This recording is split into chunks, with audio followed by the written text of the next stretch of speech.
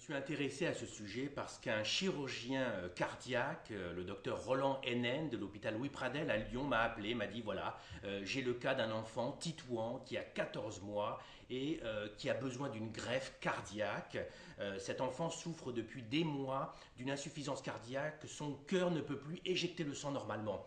Et depuis un mois, il survit, si j'ose dire, avec une assistance ventriculaire, un appareil qui sort de son thorax et qui va aider le ventricule défaillant à projeter le sang. Donc sans cet appareil, Titouan ne peut pas vivre. Et donc la seule issue, c'est bien évidemment une greffe. Alors cette famille de Titouan est mobilisée bien évidemment. La maman habite dans l'enceinte de l'établissement, dans un immeuble dédié aux parents d'enfants hospitalisés. Tous les jours, elle va le rejoindre dans le service d'anesthésie-réanimation. Son père aussi vient toutes les semaines, bien sûr. Et puis il est en contact permanent avec des courriers, avec des téléphones, avec son frère et sa sœur, Gabriel et Gwenaël, et puis toute la famille qui est mobilisée et qui réside dans la région de Montbéliard, dans le Doubs. Alors, bien sûr, tout le monde attend ce greffon, parce que plus on attend, plus Titouan aura du mal à supporter cette assistance ventriculaire. Ce greffon, il peut arriver, bien évidemment, dans les mois, dans les semaines, dans les jours, voire même dans les heures. Peut-être que dans quelques heures, il y aura